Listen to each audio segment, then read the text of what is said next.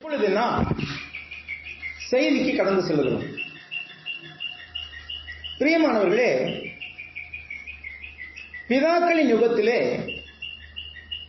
தேவன் ஒரு குடும்பத்தை அழைத்து, அந்த குடும்ப தலைவரை அழைத்து சில கட்டளைகளை கொடுத்தார். அதை அவர்கள் கடைபிடிக்க வேண்டும் என்று சொன்னார். பிதாக்களின் யுகம் போய்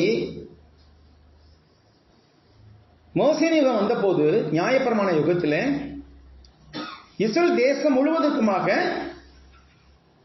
நியாயப்பிரமாணம் என்ற கட்டளைகளை கொடுத்து அதனை நடக்க வேண்டும் என்று சொல்லிக் கொண்டிருந்தார். இதெல்லாம் அடிப்படையான விஷயங்கள், நமக்கு நன்றாக தெரிந்த விஷயங்கள். அந்த காலகட்டத்தில் வாழ்ந்த எரேமியா தீர்க்கதரிசி சொன்னார், நாட்கள் வரும், அப்பொழுது இஸ்ரேல் குடும்பத்தோடும் யூதா குடும்பத்தாரோடும் புதிய உடன்படிக்கை பண்ணுவேன் என்று சொன்னார். அது இஸ்ரவேல் யூதா குடும்பத்தாருக்கு மட்டுமா என்று பார்த்தால் இல்லை. அது பொதுவாகவே உலக மக்கள் எல்லாரோடும் பண்ணக்கூடிய ஒரு உடன்படிக்கையாக இருந்தது. யாரெல்லாம் விரும்பி ஏற்றுக்கொள்கிறார்களோ அவர்களிடம் தேவன் உண்மையான தகப்பனாய் இருப்பார், நல்ல ஆசீர்வாதங்களை கொடுப்பார், ஆவிக்குரிய மற்றும் பூமிக்குரிய ஆசீர்வாதங்கள் நிறைவாக கிடைக்கும் என்று சொல்லப்பட்டது. ஆனால் அந்த பிரமாணம் வந்த போது, மனதில் எழுதப்பட்ட பிரமாணம் வந்த போது, ஏன் இந்த மனதில் எழுதப்பட்ட பிரமாணம் சொல்றாங்க? முன்பு எழுதப்பட்டது கற்பனையில் எழுதப்பட்ட பிரமாணம். நீங்க கொஞ்சம் பேசாம இருக்கணும், மற்றவங்களுக்கு தான் நான் கேட்கிறேன், நீங்க ஊழியக்காரர் பேசாம இருக்கணும். கற்பனையில் எழுதப்பட்ட பிரமாணம் கற்பனையிலே இருந்தது, ஆனால் இவர்கள் தன் மனதிலே அதை எழுதி வைக்கவில்லை. வேதாகமத்தை ஆழ்ந்து படிக்கும் போதுதான் யூதர்கள் செய்த ஒவ்வொரு அக்கிரமும் மிக தெள்ள தெளிவாக தெரிகிறது. அவன் அடிப்படையாகவே மாறவில்லை. அதான் தேவான் சொல்றாரு, நீங்க வனாந்தரத்தில் வந்த போது நீங்க எனக்கென்றா நீங்கள் ஆராதனை பண்ணீர்கள், நீங்கள் சுமந்த நட்சத்திர கூட்டங்களின் சுரூபமாகிய ரெம்பானின் கூடாரத்தையும் மூளையின் கூடாரத்தையும் வைத்துக் கொள்ள திரும்பீர்களே அப்படிங்கிறது. கட்டளையிலே கொடுத்திருக்கிறார். ஆனால் இவர்கள் என்ன செஞ்சாங்க? யூதர்கள் ரெம்பான் மூளை என்பதை கூடாரத்தை சுமந்து கொண்டு திரிந்தார்கள். ஆனா யாரு? புறஜாதி தெய்வங்கள், புறையினத்தாடைய தெய்வங்கள். ஆக அப்படினால நான் உங்களை பாபிலோனுக்கு அப்புறத்தில் குடியேற்ற பண்ணுவேன் அப்படின்னு சொன்னாரு. சேவான் சொல்றார் அப்போஸ்தலர். அதே மாதிரி செஞ்சார். பாருங்க, இஸ்ரவேல் தேசம் 120 ஆண்டுகளுக்கு பிற்பாடாக, அதாவது சவுல், தாவீது, சாலமோன் தலா 40 வருஷம், 120 வருஷத்துக்கு பிற்பாடு இரண்டாக பிரிந்தது. இஸ்ரவேல் என்பது 10 கோத்திரங்களை உடைய ஒரு நாடானது, யூதா என்பது 2 கோத்திரங்களை மாத்திரம் கொண்ட நாடாக இருந்தது. இந்த 2 நாட்டுக்கு இடையில அடிக்கடி உள்நாட்டு சண்டை வேற வரும். வடகொரியா தென்கொரியா மாதிரி இஸ்ரவேல் யூதா அப்படிங்கிற 2 கடையில அடிக்கடி சண்டை வரும். இதெல்லாம இஸ்ரேல் தேசத்தை சிரியாவிலிருந்து அடிமைத்தனத்தில் கூட்டுப்பான், யூதா தேசத்தை பாபிலோன்ல இருக்கிறவங்க அடிமைத்தனத்தை கொண்டு வந்தாங்க. இதெல்லாம் ஏன் வந்தது? அவர்களை கீழ்ப்படியாமையினால. ஆக நாட்கள் வந்த போது கர்த்தராகிய இயேசு கிறிஸ்து என்ற மத்தியஸ்தரை கொண்டு தேவன் ஒரு புது உடன்படிக்கை பண்ணினார். அந்த உடன்படிக்கை நினைவாக நாம் என்ன செய்கிறோம்? வாரந்தோறும் கர்த்தருடைய பந்தியிலே கலந்து கொள்கிறோம். அதுதான் ஒன்னே ஒண்ணு. எது? புது உடன்படிக்கை நினைவு சின்னம் எது? அப்பமும் திராட்சரசம். வேற எதுவுமே கிடையாது. பழைய உடன்படிக்கை நினைவு சின்னம் நிறைய இருந்தது. உடன்படிக்கை பெட்டி, உண்மை பெட்டிகளாக வைத்த 10 கற்பனை எழுதப்பட்ட பலகை, மாதிரி மன்னா, ஆரோனுடைய தளித்த கோல் எல்லாமே இருந்தது. நிறைய காரியங்கள் இருந்தது பழைய உடன்படிக்கையில நினைவு கொள்வது. வாரந்தோறும் ஓய்வு நாள்ல ஆராதனை செய்யணும், என்னென்னமோ இருந்தது. ஆனா புது உடன்படிக்கையில ரொம்ப வெரி வெரி சிம்பிள். அப்பம், திராட்சை ரசம், இந்த 2 தான் நம்ம அவருடைய மரணத்தின் நினைவாக நாம் பங்கு பெறுகிறோம். பிரியமானவர்களே, இப்படிப்பட்ட ஒரு புது உடன்படிக்கை பெற்றுக்கொண்ட நாம் எப்படி வாழ்க்கை நடத்த வேண்டும்?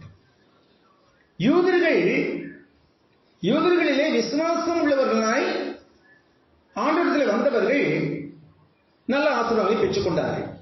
ஆண்டவரால் காக்கப்பட்டார்கள், ஒன்றும் பிரச்சனை இல்லை. ஆனாலும் கூட யூதர்களில் பெரும்பான்மையானவர்கள் ஆண்டவர்கள் விசுவாசம் கொள்ளவில்லை. அதனால கிபி 70 என்ன செஞ்சாரு? எருசலேம் தேவாலயத்தை தரைமட்டமாக்கி, யாரு? தீத்து என்பவன் படை தளபதியாக இருந்தான். அவன் அந்த எருசலேமில் அழித்து விட்டு சென்ற போது அவனை ராஜாவாக்கினார்கள். அப்புறம் தான் அவன் தீத்து ராயனான். இங்கே வந்த போது அவன் டைட்டஸ், அவன் பேர் டைட்டஸ், ஆங்கிலத்தில் படை தளபதியாகத்தான் இருந்தான். அவன் தலைமையிலே வந்த படைகள், ரோமானிய படைகள் கிபி 70ஆம் ஆண்டிலே, அதாவது ஆண்டவர் சபையை ஸ்தாபித்து ஏறக்குறைய ஒரு 42-43 வருஷம் ஆன பிற்பாடு, அந்த சமயத்தில் இனி பழைய பிரமாணம் இல்லை என்பதை மக்களுக்கு நினைவூட்டுவதற்காக என்ன செய்தார்? தேவாலயத்தையே தரைமட்டமாக்கினார். அப்படி இருந்தும் யூதருக்கு வரல புத்தி. அப்ப அப்போஸ்தலர்களும் மற்றவர்களும், இயேசுவை பின்பற்ற மற்றவர்களும் நிருபங்கள் மூலமாக என்ன செய்கிறார்? கிறிஸ்தவர்களுக்கு புத்தி சொல்ல தொடங்கினார். எபிரேயர்கள் நிருபம் முழுவதுமே, அது யார் எழுதினார் நமக்கு தெரியவில்லை, பவுல் எழுதினார் என்று ஒரு பெரும்பான்மையான கருத்து இருக்கிறது. அந்த எபிரேயர்களின் நிருபம் முழுவதுமே புதியது வலியது, புதியது நல்லது, புதியது மேன்மையானது என்பதை அடிப்படையாக கொண்டது. எது புதியது? புதிய உடன்படிக்கை, புதிய பிரமாணம், புதிய கட்டளை, புதிய மத்தியஸ்தர், புதிய மார்க்கம், எல்லாமே நல்லது, மேன்மையானது. எதை விட? பழையதை விட மேன்மையானது என்று சொல்லி அந்த கருத்துல தான் எழுதப்பட்டது எபிரேயர்கள் முழுவதும். எதுக்காக எழுதப்பட்டது? யூத மார்க்கத்திலிருந்து, எபிரேயர்களிலிருந்து கிறிஸ்தவர்களான மக்களுக்காக எழுதப்பட்டது. ஏன் அப்படி எழுதப்பட்டது? அந்த காலகட்டத்தில், எபிரேயர் எழுதப்பட்ட அந்த காலகட்டத்தில் கிறிஸ்தவர்களுக்கு மிகுந்த உபத்திரவம் ஏற்பட்டுக் கொண்டிருந்தது. அப்படிப்பட்ட ஒரு காலம் இப்பொழுது இங்க இந்தியாவில் வந்து கொண்டிருக்கிறது. சும்மா நினைச்சுக்க, கிறிஸ்தவர்களா இருப்பது இனி கடினமான காரியமா இருக்கும், அவ்வளவு எளிதான காரியமா இருக்காது. நம்ம அதெல்லாம் எச்சரிக்கையா இருக்க வேண்டும். அதுக்குத்தான் நான் இந்த பிரசங்கத்தை சொல்லுவேன். அந்த காலகட்டத்தில் கிறிஸ்தவனா இருப்பது என்பதே ஒரு சவாலுக்குரிய ஒரு காரியமா இருந்தது. கிறிஸ்தவர் இந்த வெளியே தெரிந்தால் தூக்கி போட்டு மிதிச்சிடலாம். இன்றைக்கு மார்ச் 1ஆம் தேதி அன்று இந்தியாவில் உத்தரப்பிரதேசத்தில் ஒரு ஊரில் கிறிஸ்தவர் எல்லாரையும் கொல்ல வேண்டும் என்று சொல்லி ஒரு தீர்மானம் பண்ணியிருக்கிறான் ஒருவன். அதற்கென்று ஆட்களை கூட்டி வைத்திருக்கிறான்.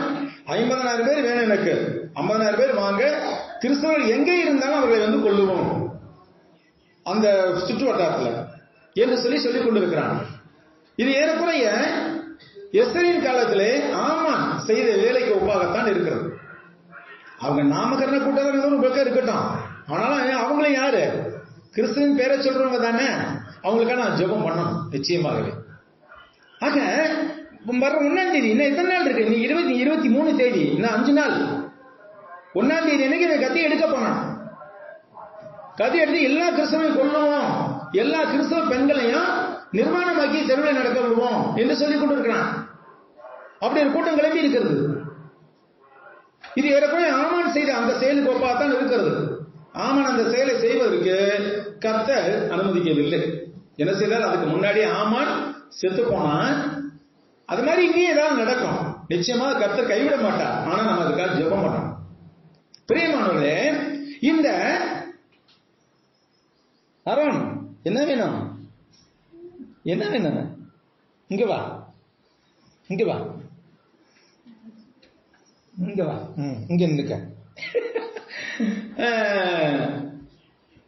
அந்த கிறிஸ்தவர்கள் என்று சொல்லப்படுபவர்கள் மனநிலை இப்ப எப்படி இருக்குன்னு யோசிப்பாங்க. அந்த எஸ்தரின் காலத்தில் உலகம் முழுவதும், எங்க இந்து தேசம் முதல் எத்தியோப்பியா தேசம் வரை ஆண்ட ராஜா அகாஸ்வேரர் இல்லையா, அவன காலத்தில் ஆமான் என்ன உத்தரவு வாங்கினான்? அகாஸ்வேரின் ராஜ்யத்தில் இருக்கிற குடிமக்களிலே யூத இனத்தார் எல்லாரையும் பக்கத்தில் இருக்க மற்றவங்க என்ன செய்யணும்? போட்டு தள்ளணும் என்ற ஒரு உத்தரவை வாங்கியிருக்காங்க. அப்படிங்கிறப்ப அவங்களுடைய மனநிலை எப்படி இருக்கும்?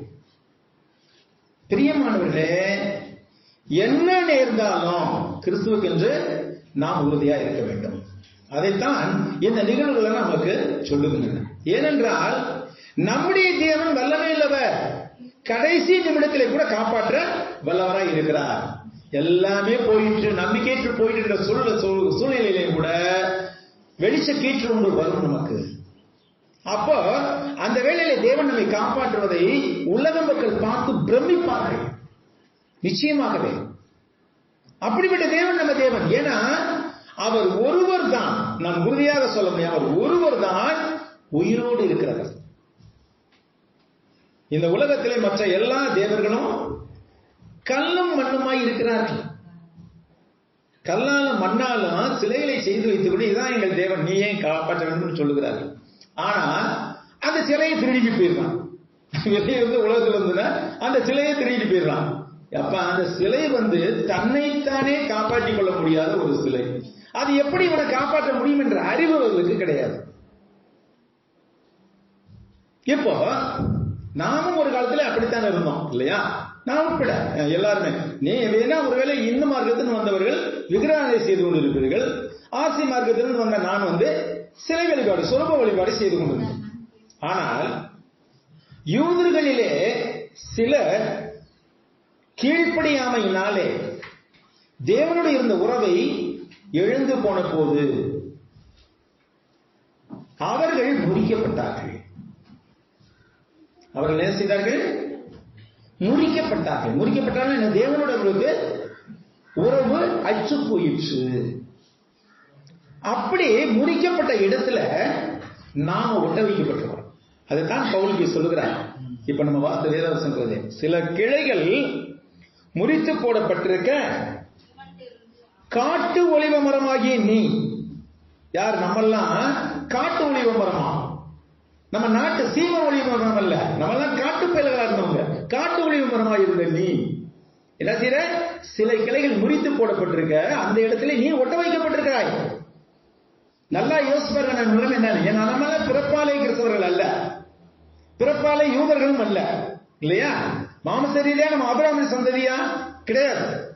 நம்ம வந்து வேற யாரோ ஒரு சந்ததி இல்லையா? அப்ப ஆபிரகாமுடைய சந்ததியா இருந்தவர்களுக்கு மட்டும்தான் யூத மார்க்கம் கொடுக்கப்பட்டது. ஆனா அந்த யூத மார்க்கத்திலிருந்து கிறிஸ்தவ மார்க்கத்துக்கு வர வேண்டும் என்பவர்களுக்கு அறிவுறுத்தப்பட்ட போது அவங்க என்ன செய்யல? அதை கேட்கல. அப்ப அந்த கேட்காத கிளைகள் முறித்து போட்டு விட்டார் தேவன். சில கிளைகள் முறித்து போடப்பட்டிருக்க காட்டு ஒளிவமராகிய நீ அவைகள் இந்த இடத்துல ஒட்ட வைக்கப்பட்டாய். நாம் எல்லாம் அந்த இடத்துல முடிச்ச இடங்களே அந்த இடத்துல ஒட்ட வைக்கப்பட்டோம். விவசாயிகளுக்கு நன்றாக தெரியும். இது பதியன் போடுதல் என்று சொல்லுவார்கள், ஒட்டு கிராப்டிங் சொல்வார்கள். நல்ல ருசி உள்ள ஒரு மாம்பழத்தையும் பெருசா சைஸ் பெருசா இருக்கிற மாம்பழத்தையும் ரெண்டு கிளைகளை எடுத்து ரெண்டையும் ஒட்ட வச்சு ஒரு புதிய செடியை உண்டாக்குவார்கள். அப்படி உண்டாக்கும் போது அந்த செடி வந்து அந்த மரம் வந்து எதை கொடுக்கும்? பெரிதும் ருசி உள்ளதமான பழங்களை கொடுக்கும். இந்த வேறும் சாரமும் தான் அந்த வேருடைய சாரமும். அது மாதிரி சில கிளைகள் முறித்து போடப்பட்டிருக்க காட்டு ஒளிமரமாகிய நீ, நம்மள சொல்லுது, காட்டு ஒளிமரமாகிய நீ அந்த இடத்தில் ஒட்ட வைக்கப்பட்டு, காட்டு ஒளிமரமாக இந்த நம்ம வந்து தேவன் நாட்டின ஒளிமரமாகிய கிறிஸ்தவ சபைக்குள்ளாக ஒட்ட வைக்கப்பட்டோம். ஞானசாந்தி மூலமாக இணைந்து கொண்டோம். ஒட்ட வைக்கப்பட்டு என்ன செய்த? ஒளிமரத்தின் வேருக்கும் சாரத்துக்கும் உடன்படுங்காலியா இருக்கிறோம். இப்ப நம்ம ஒட்ட வைக்கப்பட்டதுனாலே அந்த நாட்டு ஒளிமரமாகிய கிறிஸ்தவ சபையாகிய அந்த சபையில வேறு சாரம் எல்லாம் நம்மோடு இருக்கிறது. நாம இதை உறிஞ்சு கொள்ளுகிறோம். இப்ப இந்த வசனத்தை மீண்டும் வாசிப்போம், புரியும் நல்லாம. சில கிளைகள் முறித்து போடப்பட்டிருக்க காட்டு ஒளிமரமாகிய நீ அவைகள் இருந்த இடத்தில் ஒட்ட வைக்கப்பட்டு ஒலிவ மரத்தின் வேருக்கும் சாரத்துக்கும் உடன் பங்காளியா இருந்தாயானால் என்ன செய்யாத? பெருமை பாராட்டாதே.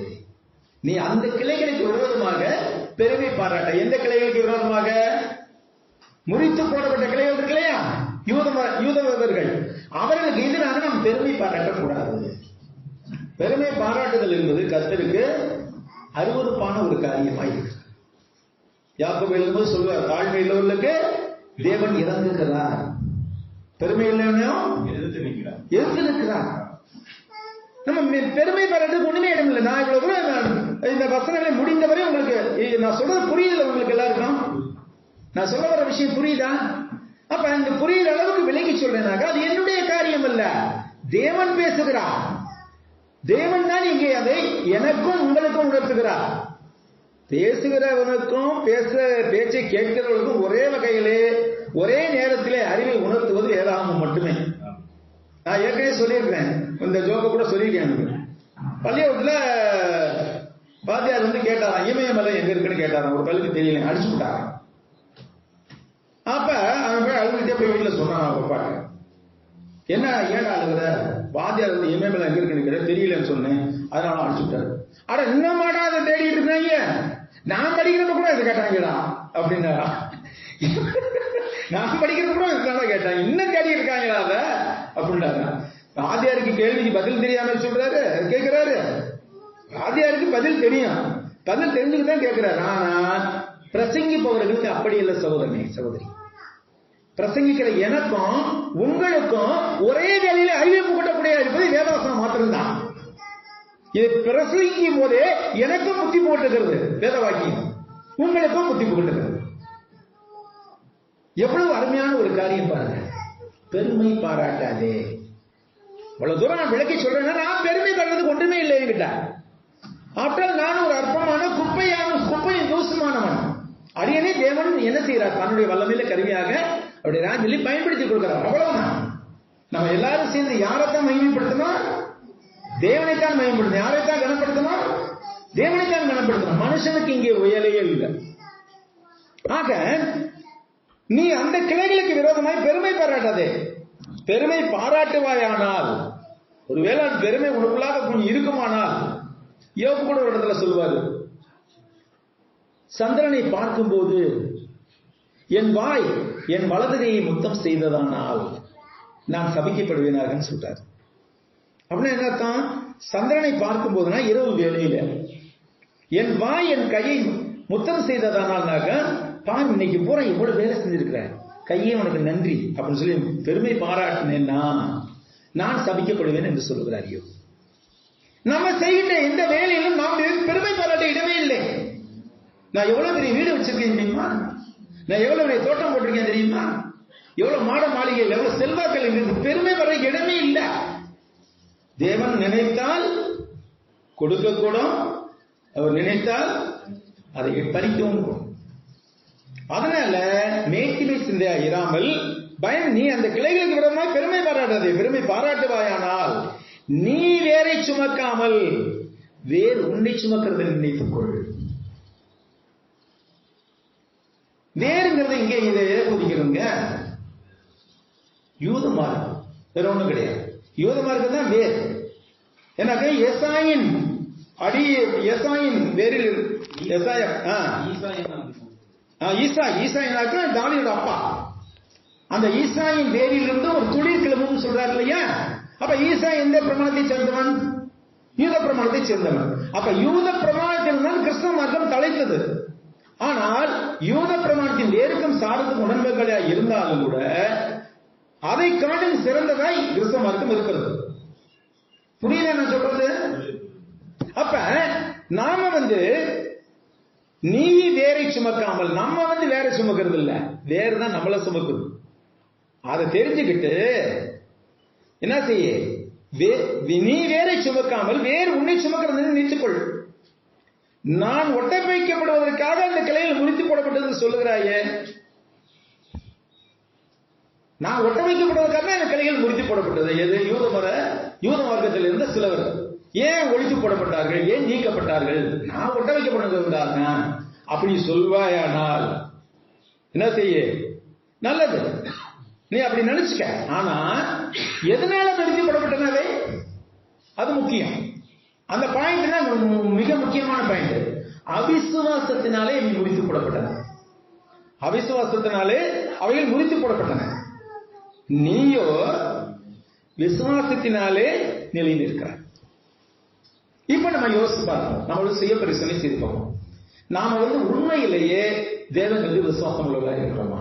உண்மையிலேயே அடிக்கொடு, உண்மையிலேயே பிளாக்ல இல்லைங்க. உண்மையிலே தேவன் மீது விசுவாசம் உள்ளவரை இருக்கிறோமா? யோசிப்பாங்க. நம்ம ஒவ்வொருத்தரும் சுய பரிசீலனை செய்து கொள்வோம். என்னிடத்துல எந்த அளவுக்கு உண்மை இருக்கிறது, நான் எந்த அளவுக்கு தேவன் மீது விசுவாசமா இருக்கிறேன்.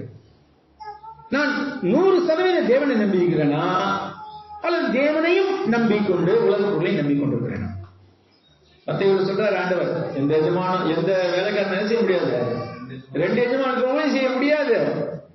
என்ன செய்யணும்? ஒருவனை பகைத்து இன்னொன்னை நேசிப்பான் இல்லையா? அப்ப தேவனுக்கும் உலக பொருள்களுக்கும் ஊழியம் செய்ய உங்களால் கூடாது. உலக பொருள் என்ற வார்த்தை கிரேக்க மொழியிலே மமோன் என்று சொல்லப்படுகிறது. மமோன் என்றால் பணம், இந்த உலக செல்வங்கள், ஆஸ்திகள், ஐஸ்வர்யம் எல்லாவற்றையும் கொடுக்கும். பிரியமானவர்களே, நான் சில சமயம் சொல்வதற்கு வருத்தமாக தான் இருக்கிறது. ஏனென்றால் நம்ம சபையில உள்ள ஊழியர்களும் கூட, விசுவாசிகளும் கூட என்ன செய்கிறாங்க, பல வேலைகளிலே பணம் கிடைக்கும் என்று சொல்லுகிற போது ஞாயிறு ஆராதனை புறக்கணிக்கலாம் மாறிவிடுகிறார். எங்க சபையில ஒருத்தர் இருக்கிறார், பைபிள் காலேஜில் படிச்சோம் 2 வருஷம். ஆனா ஞாயிற்றுக்கிழமை வழக்கமா ஆராதனைக்கு வர மாட்டார். அவர் மனைவியே ஒரு பிள்ளைங்கள்லாம் வரும். நான் கேட்பேன் அவன்கிட்ட, எஸ்ரா என்னடா ஆச்சு பாப்பா? வேலைக்கு போயிட்டாரு. அப்படி வேலை போய் என்னத்தை சம்பாதிச்சு வச்சிருக்கிறாரா கேட்கறது உண்டு. ஞாயிற்றுக்கிழமை ஆராதனையை விட முக்கியமானது வேற என்ன இருக்கிறது கிறிஸ்தவர்களுக்கு? ஞாயிற்றுக்கிழமை என்று வேற ஒண்ணுமே கிடையாது. அப்ப அந்த இடத்துல நம்ம இதை கடைபிடிக்கலைன்னா, ஞாயிறு ஆராதனை முடிச்சுட்டு நான் வேற பக்கம் போவேன் அப்படிங்கிற கடைபிடிக்கலைன்னா நம்ம தேவன் மீது விசுவாசம் உள்ளவர்களா இல்லை என்றுதான் பொருள். வலிக்கும், சிலருக்கு வலிக்கும் நான் சொல்லுவது, அதை பற்றி எனக்கு கவலை இல்லை.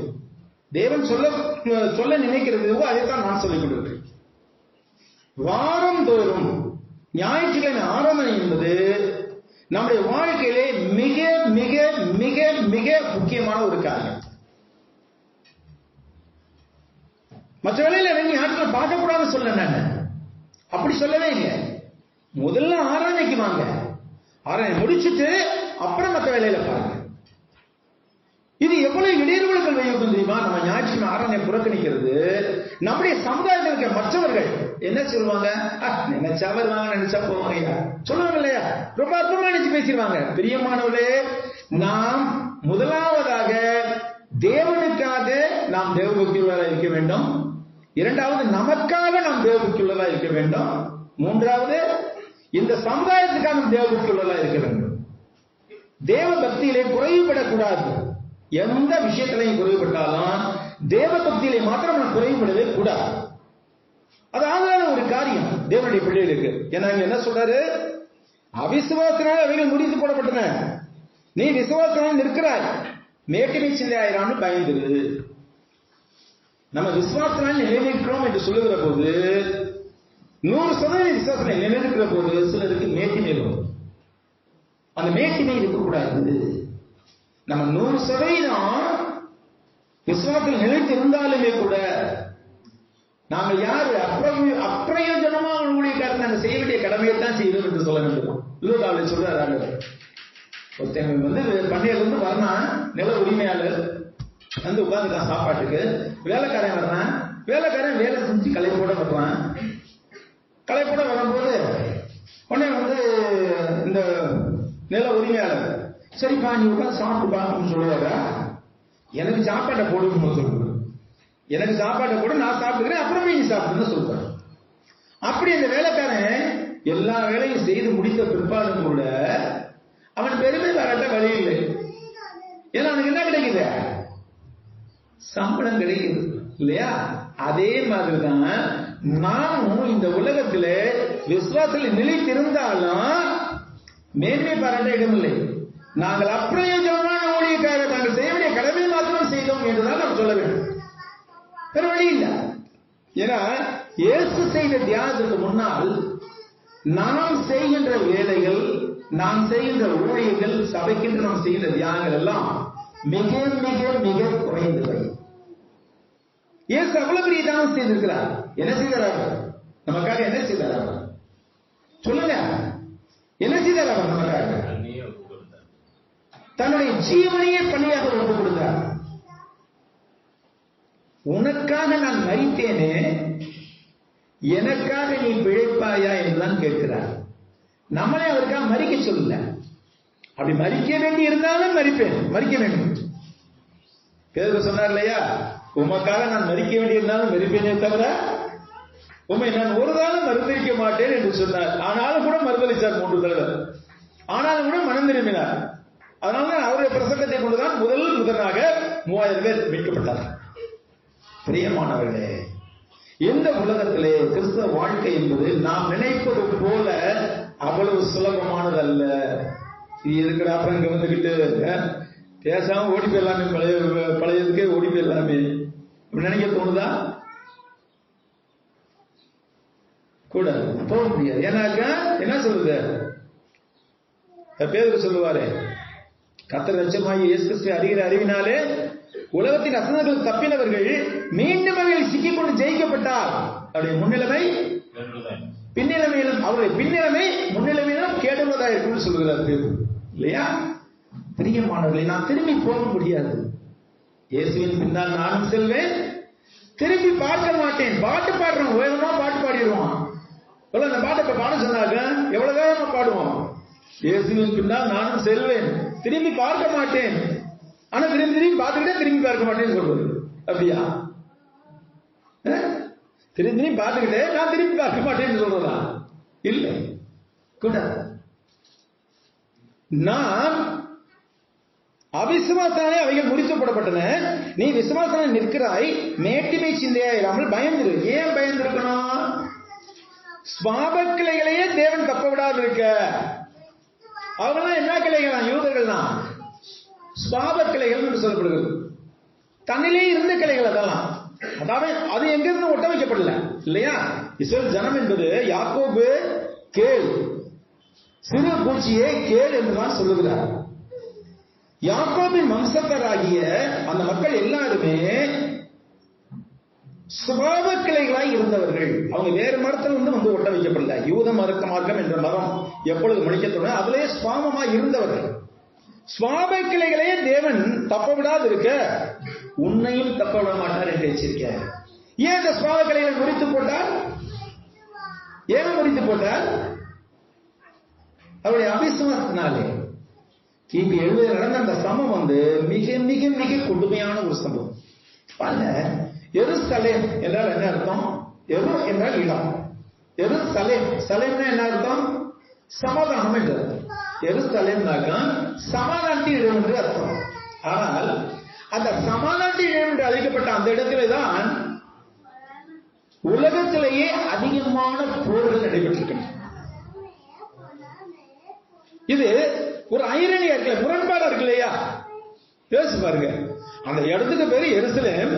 ஆனா உலகில் நடந்த சண்டைகள்ல பெரும்பான்மையான சண்டைகள் அங்கதான் நடந்திருக்கு. ஏன் இந்த மாதிரி ஆச்சு? ஏன் இந்த மாதிரி ஆச்சு? சமாதானம் சமாதானமா இருந்திருக்கணும். யாரு கட்டினது? சாலேமோன். சாலேமோன், சாலமோன்னா யாரு? அவன் சமாதானத்தின் ராஜா. அப்படிப்பட்டவன் கட்டின அந்த எருசலேம் தொடக்கம் முதலாகவே போர்கள் நடைபெறுகிற இடமாக இருந்தது. அது காரணம் என்ன? அந்த யூதருடைய அவிசுவாசம். கோயிலை கட்டினா, பலி செலுத்தினா, எல்லாம் செஞ்சுக்கிட்டுனா, ஆனா அவன்கிட்ட அந்த அவிசுவாசம் இருந்து கொண்டிருந்தது. பிரியமானவர்களே, அந்த அவிசுவாசம் இருந்ததால் தான் அவன் முறித்து போடப்பட்டான். அப்ப சுவாபக்கிளையிலே தேவன் தப்ப விடவில்லை. அந்த அவிசுவாசம் இருந்தா முறிச்சு போட்டார். அப்படி இருக்க உன்னையும் தப்ப விட மாட்டார் என்று எச்சரிக்கையா இருக்கு. நம்மளோட விசுவாசம் இல்லைனாக்கா நம்மையும் விருத்தி அடைய செய்ய மாட்டார். சபையில 1000 வருஷம் அரசாண்டு கொண்டு, 1000 வருஷம் ஊழியம் செய்து கொண்டு, 1000 வருஷம் மெம்பரா இருந்தாலுமே கூட நமக்குள்ளாக எந்தவித வளர்ச்சியும் இருக்காது. சில பேர் இருக்கிறாங்க அந்த மாதிரி. சபைக்கு வருவாங்க, நல்லா உட்கார்ந்து இருப்பாங்க, பிரசங்கம் பண்றப்ப பழையதெல்லாம் ஆட்டி கேட்பான். இது உருப்பி மிக விசுவாசியம் போல பெரிய ஊழியம் செய்யணும் தெரியும். ஆனா ஊருக்கு போய் பார்த்தா ஒண்ணுமே இருக்காது. ஞாயிற்று ஆறாண்டிக்கு வரவோட சரி, திருப்பி அடுத்த ஞாயிற்றுலாம் வருவாங்க. நான் ஏற்கனவே சொல்லியிருக்கேன் இல்லையா, பெண்டுலம் கிறிஸ்தவர்கள். சொல்லிங்களா இல்லையா? இங்க வந்து பெண்களும் கிறிஸ்தவம் எத்தனை ஞாபகம் இருக்குது? கடியாரத்துல அந்த பழைய காலத்து கடியாரத்தை பார்த்தீங்கன்னா கீழே இந்த கடியாரம் அப்படித்தான் இருக்கா? கீழே பெண்டுலம் இருக்கா? பழைய காலத்து கடியாரம் பெண்டுலம் தெரியும் இல்லையா? கீழே ஆடிக்கிட்டே இருக்கா, அதுக்கு பேரு பெண்டுலம். அந்த பெண்டுலம் கடியாரம் என்ன செய்யும்?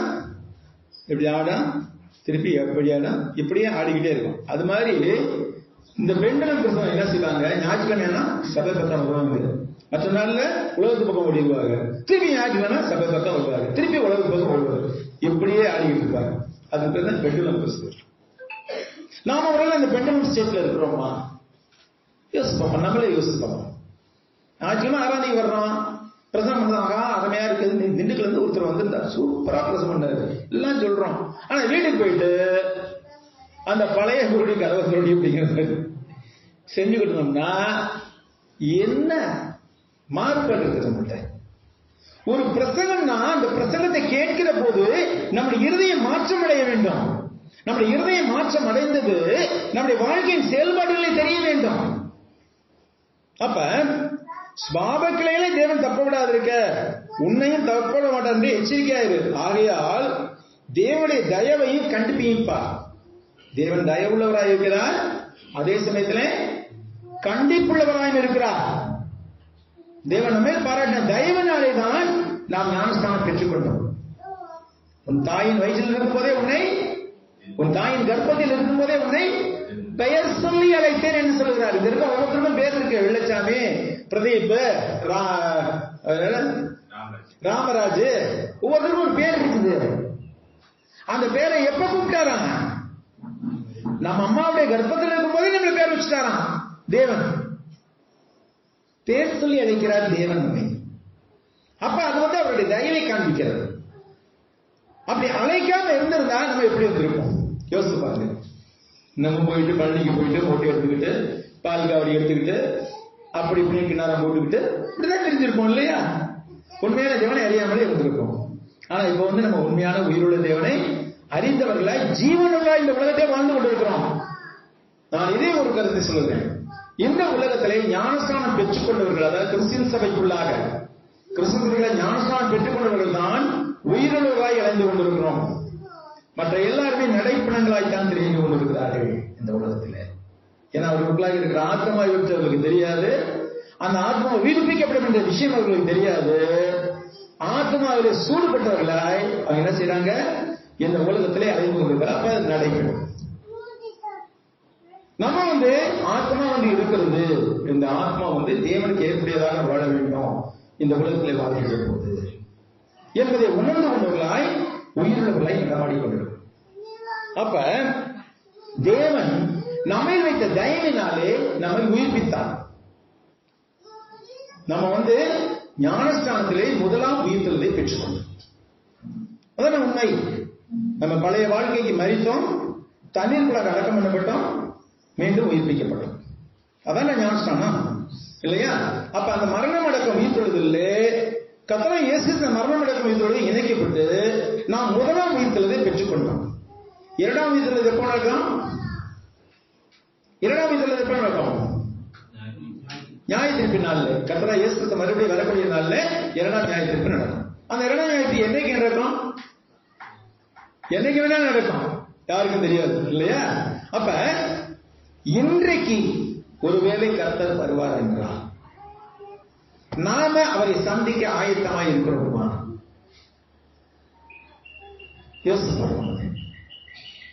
இது வந்து ரொம்ப சீரியஸான கேள்வி. இன்றைக்கு கர்த்தர் வருவார் என்றால் அவரை நாம் தைரியத்தோடு சந்திக்க முடியுமா? நம்மகிட்ட அந்த அளவுக்கு மனசாட்சி சுத்தமானதா இருக்கிறதா? யோசிப்பாங்க. பிரியமானவர்களே, மறுபடியும் சொல்லுகிறேன், கிறிஸ்தவ வாழ்க்கை என்பது அவ்வளவு சுலபமானது அல்ல. பல பேர் நினைக்கிறது போல சுலபமானது அல்ல. அது இந்தியாவில் இப்ப கிறிஸ்தவ அதுக்காகத்தான் இந்த பிரசங்கத்தையே கொண்டு வந்தேன். நான் ஒண்ணுமே தயார் பண்ணல, ஒண்ணுமே இல்லை. பாருங்க, என் மனசுல உள்ளதான் பேசியிருப்பேன், ஆண்டவர் கொடுத்ததை பேசியிருப்பேன். பிரியமானவர்களே, இந்தியாவில் கிறிஸ்தவ வாழ்க்கை மிக மிக மோசமாக போகுது. அந்த அளவிற்கு அந்த பிராமணருடைய ஆதிக்கம், அந்த அளவுக்கு அதிகமாகிக் கொண்டிருக்கிறது. அப்ப அதை நாம் எதிர்த்து நிற்க தயாராக இருக்க வேண்டும். ஏனென்றால் நம்முடைய தேவன் வல்லவர்.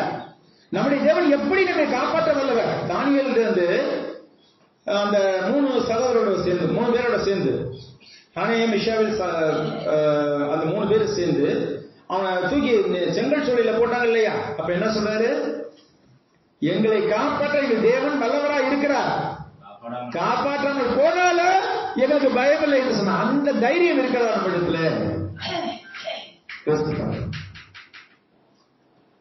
ஆக தேவனுடைய தயவையும் கண்டிப்பையும் பார். தேவன் தயவுள்ளவராக இருக்கிறார், அதே சமயத்தில் கண்டிப்புள்ளவராக இருக்கிறார். அரைகுறையான விசுவாசம் அவருக்கு தேவையில்லை. அரைகுறையான கீழ்ப்படிதல் அவருக்கு ஆகாத ஒரு காரியம். தேவனாய கர்த்தரை உன் முழு உள்ளத்தோடும், உன் முழு சிந்தையோடும், உன் முழு ஆத்மாவோடும், உன் முழு மனதோடும் நேசிப்பாயாக என்பதே முதலாம் கற்பனை. சொல்றாரு இயேசு கிறிஸ்து தன்னிடத்தில் வந்த பணக்கார வாழ்க்கையில சொல்றாரு, நித்திய ஜீவனை சோதரிக்க நான் நேசிச்சு கேட்கிறாங்க. அப்ப என்ன சொல்றாரு?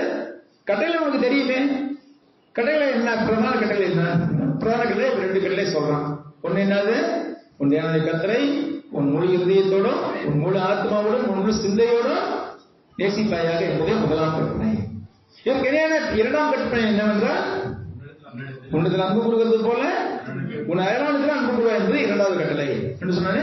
நன்றாய் உத்தரவு செய்ய அப்படியே செய்ய இப்படி இருப்பாரு. அதுக்கப்புறம் எனக்கு பிறன் யாருன்னு கேட்கிறான். அதுக்கு ஒரு ஓமையை சொல்றாரு, நல்ல சமாதியின் ஓமையை சொல்றாரு. அது நமக்கு தேவையில்லை. இப்ப இந்த காரியத்துல நாம நம்முடைய கர்த்தராகிய தேவனிடத்தில் முழு இருதயத்தோடு, முழு அந்த வார்த்தை தான் ரொம்ப முக்கியம், முழு இருதயத்தோடு, முழு ஆத்மாவோடு, முழு சிந்தையோடு கீழ்ப்படுகிறோமா, அன்பு செய்கிறோமா? ஏதோ சாப்பிட்டா கிறிஸ்தவன் ஆயிட்டோம், வரணும் கட்டாயம் வரணும், ஆராதனைக்கு அதுக்கு ஒழிப்போம். அந்த வேலை ஆண்டவர்கிட்ட வருவார்.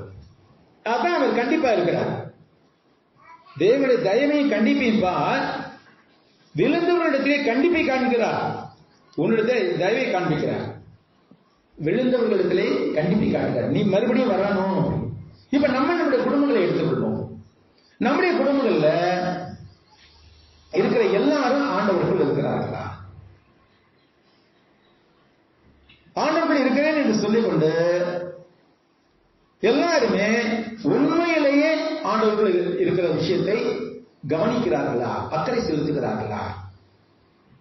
நம்ம குடும்பத்தில் ஒவ்வொருத்தரும் நம்ம குடும்பத்தில் இருக்கிற பிள்ளைகள், நம்முடைய மனைவி, நம்முடைய கணவர், நம்முடைய சகோதரிகள், நம்முடைய பிள்ளைகள், நம்முடைய மருமக பிள்ளைகள், இவங்க எல்லாம் எப்படி இருக்கிறாங்க யோசிப்பாங்க. அவருடைய நிலை என்னவா இருக்குது? ஏன்னா தன் சொந்த குடும்பத்தை என்னால எடுத்தறியவன் கர்த்தரை சபையை மேய்க்க முடியும், மூப்பராக முடியாது. நம்முடைய குடும்பத்தில் இருக்கிற எல்லாரும் உண்மையிலேயே ஆண்டவரை நேசிக்கிறார்களா? அதை பார்க்க வேண்டிய யாருடைய பொறுப்பு? நமக்கு பொறுப்பு.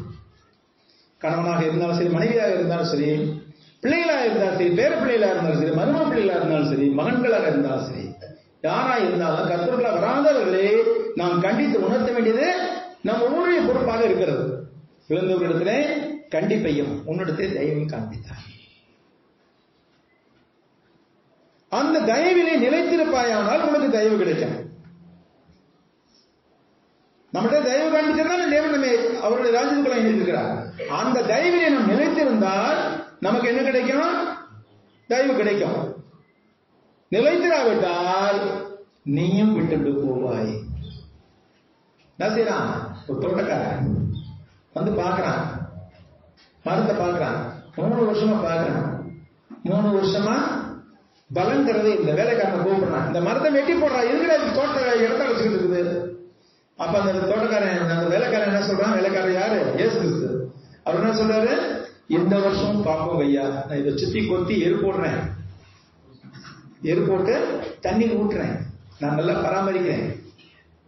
வர்ற வருஷம் அந்த கனி கொடுத்தா சரி, கனி கொடுக்காட்டி அப்புறம் வெட்டி போடுறது. இதுதான் மக்களுக்கு தேவன் காப்பிக்கக்கூடிய தயவு. ஒருவேளை இதுவரைக்கும் நாம தேவனுடைய காரியங்களை அக்கறை இல்லாதவர்களாய் ஏதோ சபைக்கு வரணும், சபைக்கு போகணும் அப்படிங்கிற கடமைக்காக, அத கத்தோலிக்க தான் அருமையா சொல்றாங்க, கடன் கிறிஸ்தவர்கள், கடனுக்கு கிறிஸ்தவ, கடனேன்னு கிறிஸ்தவா இருக்கணும். அப்படி இருந்தோம்னாக்க நம்ம விழித்துக் கொள்ள வேண்டும். சகோதரியே, நாடுகள் பொல்லாதவர்களா இருக்கிறது, காலத்தை பிரயோஜனப்படுத்திக் கொள்ள வேண்டும். எனக்கு கொடுக்கப்பட்ட நேரம் முடிகிறது நினைக்கிறேன். நிலைத்திராவிட்டால் நீயே வெற்றி போவாய். நான் ஒரே ஒரு வசனத்தை பார்த்து முடிச்சு. அன்றையும் அவர்கள் அவிசுவாசத்திலே நிலைத்திராதிருந்தால் அவர்களும் ஒட்ட வைக்கப்படுவார்கள். யாரு? யூதர்கள் அவிசுவாசத்திலே நிலைத்திராமல் விசுவாசம் உள்ளவர்கள் ஆனால் அவர்கள் மறுபடியும் ஒட்ட வைக்கப்படுவார்கள். அவர்களை மறுபடியும் ஒட்ட வைக்கிறது தேவன் வல்லவராக இருக்கிறார். சுபாவத்தின்படி காட்டுல மரத்துல நீ வெட்டப்பட்டு, காட்டு ஒளிவு மரத்திலிருந்து வெட்டப்பட்டவர்கள் நாம் எல்லாம். நம்முடைய பிரஜாதி உறவினர்கள் இருக்கிறாங்க இல்லையா, இன்னமும் விக்கிரக செய்து கொடுக்கிற உறவினர்கள், அதிலிருந்து வெட்டி எடுக்கப்பட்ட நம்ம. நீ காட்டுவன் வந்து வெட்டப்பட்டு சுபாவ கிளைகள் விரோதமாய் நல்ல ஒளிவு மரத்தில் ஒட்ட வைக்கப்பட்டிருந்தா, சுபாவ கிளையினர் அவர்கள் தங்கள் சுய ஒளிவ மரத்திலே ஒட்ட வைக்கப்பட அதிக நிச்சயம் அல்லவா? பிரியமானவர்களே, ஒருவேளை இந்த பிரசங்கம் நம்முடைய மனதை தூண்டி எழுப்பியிருக்கலாம். இந்த தூண்டல் தொடர்ந்து நிலைத்திருக்க வேண்டும் என்றுதான் நான் ஆண்டவர்களாக விரும்புகிறேன். நம்ம மறுபடியும் சபைக்கு வர்றதுல மட்டும் பிரயோஜனம் இல்லை. உண்மையான உறுதியான விசுவாசம் நிலைத்திருக்க வேண்டும். நாம மாத்திரமல்ல, நம்மை சார்ந்தவர்கள் எல்லாரையும் கூட விசுவாசத்தில் நிலைத்திருக்க செய்ய வல்லவா நம்ம இருக்க வேண்டும். அதுக்காக செய்வோம்.